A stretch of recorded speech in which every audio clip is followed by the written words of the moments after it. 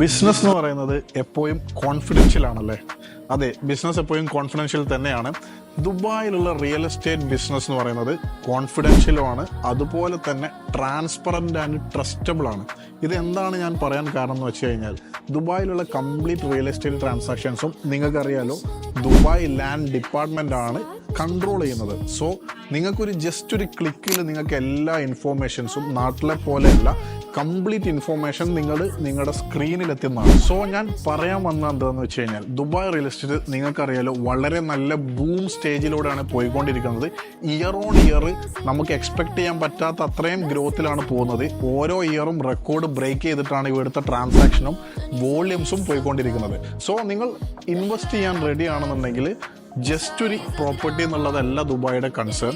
ദുബായിൽ നിങ്ങൾ ഒരുപാട് reputed and non reputed builders ഇപ്പോൾ ഡെവലപ്പ് ചെയ്യുന്നുണ്ട്.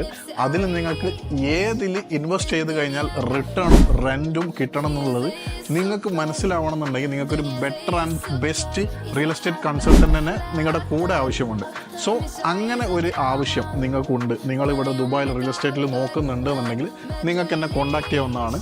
ഇവിടുത്തെ കംപ്ലീറ്റ് ജിയോഗ്രഫിക്കലി, ഹിസ്റ്റോറിക്കലി, സ്റ്റാറ്റിസ്റ്റിക്കലി ഉള്ള ഡാറ്റാസ് എനിക്ക് ഷെയർ ചെയ്യാൻ വേണ്ടിയിട്ട് പറ്റും. സോ ജസ്റ്റ് കോൺടാക്ട് ചെയ്തോ, നമുക്ക് മീറ്റ് ചെയ്യാം.